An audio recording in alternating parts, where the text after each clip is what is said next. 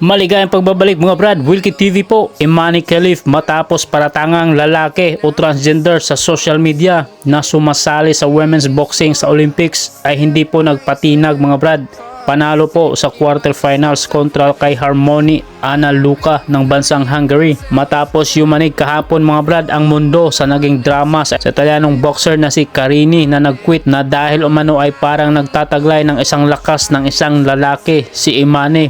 At sa sobrang lakas nito ay nagka-injury po ang kanyang ilong nang tamaan ito ng isang napakalakas na suntok sa mukha. Dahilan na umani po ng batikos si Imani Khelif at pinaratangan pong transgender sa social media na lumalaban po sa women's division sa Olympic boxing. Maraming ang mga famous social media at mga kilalang bigating mga personalidad mga brad ang sumausaw sa isyong ito. Kagaya na lamang ni na Jake Paul, Logan Paul, Oscar De La Hoya at marami pa pong iba.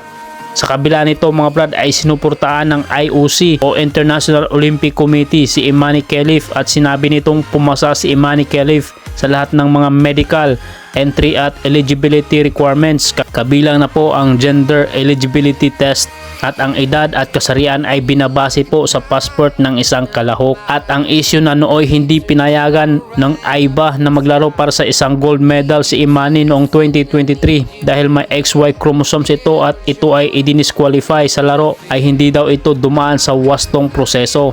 Ngunit wala nang bisa ang mga desisyon noon ng AIBA mga brad dahil po IOC na po ang namamahala sa lahat para sa 2024 Olympics. Paglilinaw po ng International Olympic Committee na babae po talaga si Imani Khelif at sadya lang talagang malakas kumpara sa natural na lakas ng isang babae. May record lang naman mga brad na 38 wins, 5 knockouts at 9 po ang talo sa kanyang amateur boxing record. Sa kabila nga ng pag-iyak-iyak hapon ni Carini mga brad ay lumabas po na nagdadrama lang pala ito at talagang sadyang madrama lang talaga mga brad si Carini. At ang pag-iyak niya ay para po sa kanyang sarili na dahil ang kanyang Olympic journey ay hindi daw maganda at ngayon nangiyak-iyak naman mga brad at humingi po ng tawad sa mundo at para kay Imani Khelif dahil sa nasirang reputasyon nito sa buong mundo. So sa ngayon mga brad ay lalaban na po si Imani Khelif para po sa semifinals kontra kay Suwana Peng ng bansang Thailand ngayong August 6.